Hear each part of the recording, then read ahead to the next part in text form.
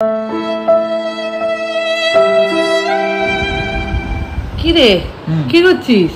এই যে খাওয়া দাওয়া, আজকে গণেশ চতুর্থী, তাই আজকে ভাবলাম ভাত খাবো না, তাই এই যে পরোটা নিয়ে বসেছি। তুই এতগুলো পরোটা নিয়ে বসেছিস? 3, 4, 5, 6, 9টা পরোটা খাবো না। মনে হচ্ছে মানে গণেশ চতুর্থী গণেশ পুজো না তোর পেট পুজো, বোঝা যাচ্ছে না যে 9টা মাত্র পরোটা। আমি তো খাচ্ছি না, ডায়েট করছি, তুই খা, আমাকে দেখিয়ে দেখি। এখানে কি?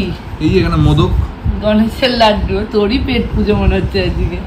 যাই হোক, শুরু করলাম খাওয়া দাওয়া। এটা হচ্ছে অ্যাকচুয়ালি আলু, পনির আর ফুলকপির তরকারি। ফুলকপির সঙ্গে পনিরটা যা লাগছে, অস্বাভাবিক, মন ভরে গেল জাস্ট।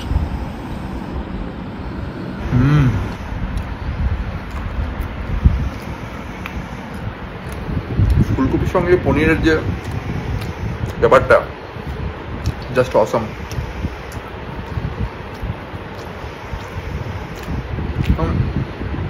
পারফেক্ট গণেশ চতুর্থী। তোমরা রাত্রি কে কি খেলে জানিও। আমি ভিডিওটা কখন পোস্ট করবো আমি জানি না, বাট যখনই পোস্ট করবো আমার ভিডিওতে দেখলে নিজেরই জিভে জল চলে আসবে। অসাম লাগছে খেতে। পরোটা দিয়ে পনির, টু গুড। তোমরা কি পনির খেতে ভালোবাসো জানিও তো কমেন্টে। কি রে সব শেষ? মিষ্টিগুলো খা, তরকারি থাকবে। পরোটা শেষ, আর দুটো হলে ভালো হতো।